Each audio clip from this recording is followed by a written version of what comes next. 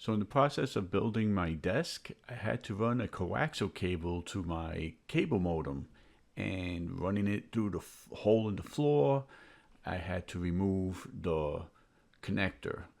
The problem was the connector never really fit right when I tried to reuse it, which you shouldn't really do.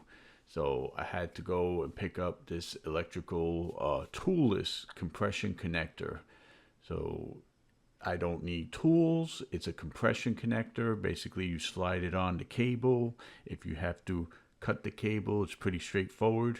It shows you all the instructions, and you just slide this on all the way to the end.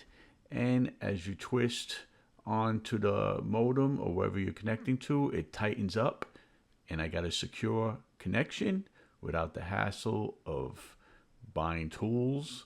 So you just need to make a few connections around the house because of wear and tear or moving equipment around. This will most likely work for you and make it hassle-free.